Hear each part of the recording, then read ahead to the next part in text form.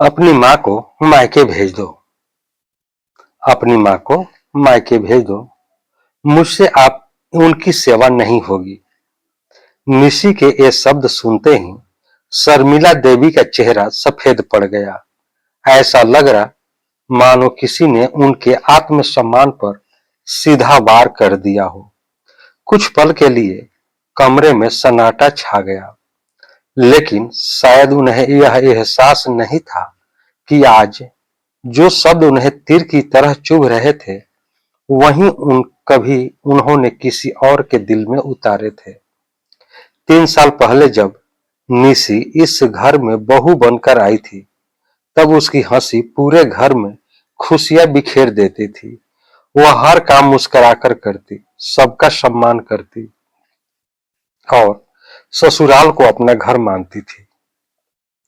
शर्मिला देवी भी शुरू शुरू में उससे बहुत खुश रहती थी, लेकिन शादी के कुछ ही महीनों बाद निशी के पेट में दर्द रहने लगा। पहले तो सामान्य दवाइयां दी गई, लेकिन जब दर्द बढ़ने लगा तो जांच करवाई गई। रिपोर्ट में पता चला कि उसे पथरी की शिकायत थी। डॉक्टर ने कहा कि घबराने की कोई बात नहीं है, समय पर दवा और इलाज से वह पूरी तरह ठीक हो सकती है।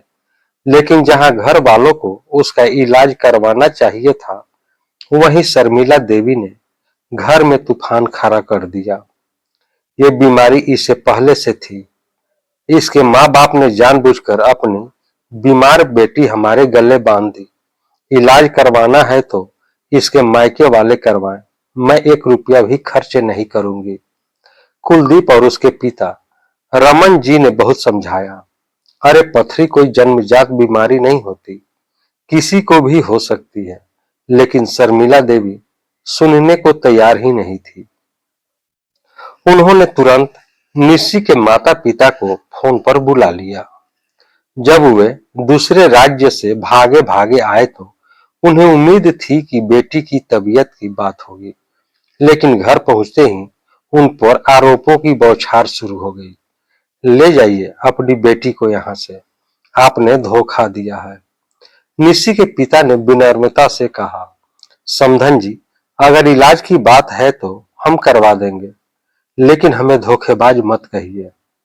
पर शर्मिला देवी का गुस्सा शांत नहीं हुआ। आखिरकार निशी अपने माता पिता के साथ मायके चली गई। वहां उसका इलाज हुआ, दर्द कम हो गया, वह धीरे धीरे ठीक हो गई। लेकिन उसके दिल में जो चोट लगी थी, उसका इलाज किसी डॉक्टर के पास नहीं था।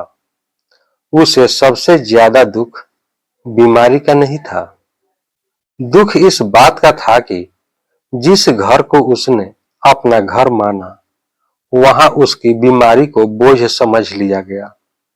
इलाज के दौरान एक बार भी शर्मिला देवी ने फोन करके नहीं पूछा, बेटा तुम कैसी हो।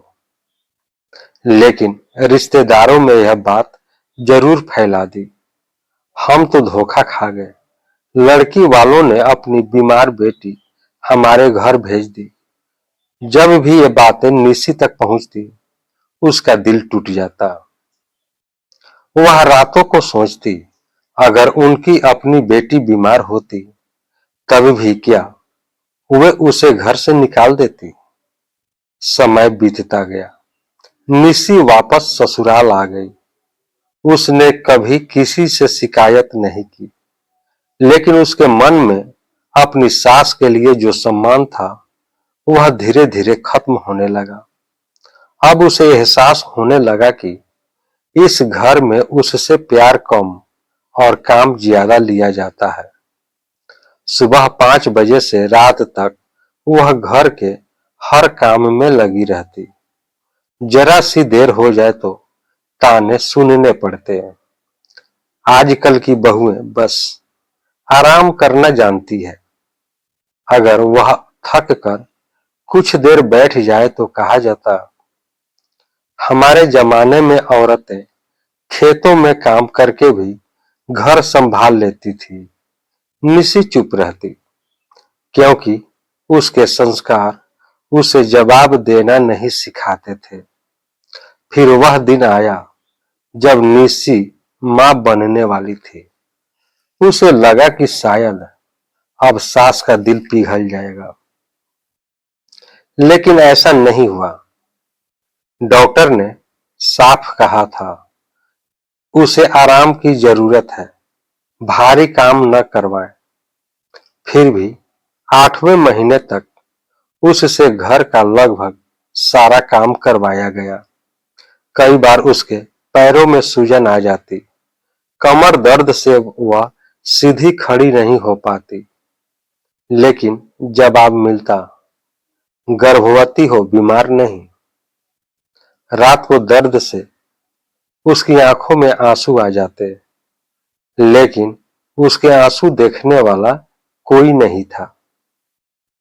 9वां महीना शुरू हुआ तो डॉक्टर ने लंबी यात्रा करने से मना कर दिया,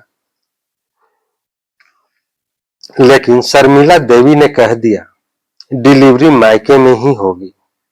माँ जी, डॉक्टर ने मना किया है, निशी ने विनती की, लेकिन उनकी बातों पर कोई असर नहीं हुआ। आखिर मजबूर होकर उसे सफर करना पड़ा। पूरे रास्ते वह दर्द से कराहती रही। डिलीवरी के समय उसे कई परेशानियों का सामना करना पड़ा।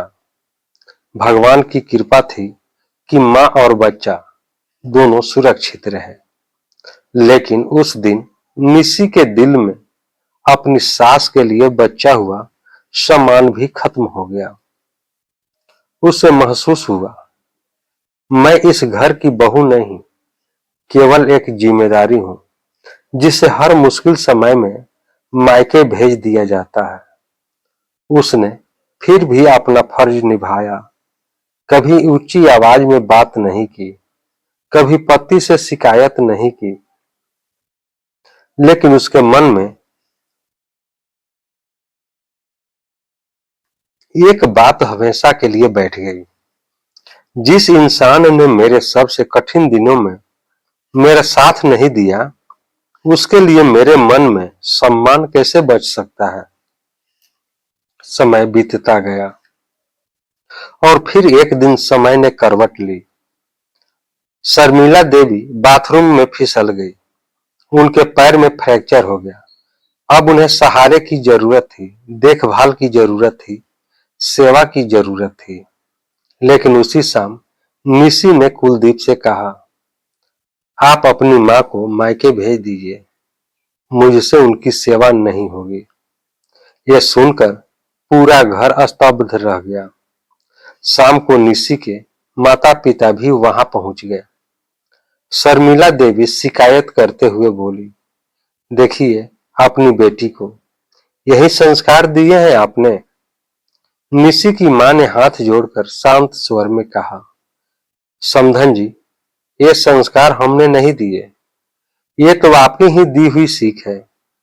कमरे में सन्नाटा छा गया। उन्होंने आगे कहा, जिस दिन हमारी बेटी बीमार हुई थी, आपने उसे मायके भेज दिया था। जिस दिन उसे आपकी जरूरत थी, आपने उसे अपना नहीं माना था। आज जब आपको उसकी जरूरत है, तो आप उससे सेवा की उम्मीद कैसे कर सकती हैं।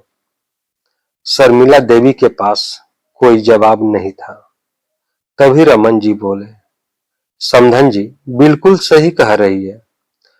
जब जब बहू को तुम्हारी जरूरत थी, तुमने उसे दूर कर दिया। आज किस अधिकार से उससे सेवा मांग रही हो। पहली बार शर्मिला देवी को अपनी गलती का एहसास हुआ। उनकी आंखों में आंसू बहने लगे। उन्होंने कांपती आवाज में कहा, निशी, मुझे माफ कर दो बेटा। मैंने तुम्हारे साथ बहुत गलत किया। उस समय मैं सिर्फ अपनी सोच में अंधी हो गई थी। निशी की आंखें भी भर आई। वह कुछ पल चुप रही, फिर बोली, माँ जी, घाव शरीर पर हो तो दवा से भर जाते हैं, लेकिन दिल पर लगे घाव में बहुत समय लगता है। दिल पर लगे घाव भरने में बहुत समय लगता है। शर्मिला देवी सिर झुकाकर रोने लगी। उस दिन पहली बार उन्हें समझ आया कि रिश्ते अधिकार से नहीं, व्यवहार से चलते हैं। सम्मान मांगा नहीं जाता, कमाया जाता है। और जो प्यार, अपनापन और सहारा हम दूसरों को देते हैं, वही एक दिन कई गुना होकर हमारे पास लौटता है। इस कहानी से सीख है कि रिश्तों में प्रेम, सम्मान और संवेदनाएं एक तरफा नहीं चलती। जिस दिन हम किसी अपने को दर्द को समझना छोड़ देते हैं, उसी दिन रिश्तों की नींव कमजोर होने लगती है। समय बहुत न्यायप्रिय होता है। वह इंसान को वही लौटाता है जो उसने दूसरों को दिया होता है। यह कहानी कैसी लगी, कमेंट में जरूर बताएं और लाइक और शेयर करना ना भूलें। अगर आपको ऐसी कहानी पसंद है तो मेरे पेज को फॉलो कर लें। धन्यवाद। अब हम लोग नए कहानी के साथ नए वीडियो में मिलते हैं। तब तक के लिए जय हिंद, जय भारत।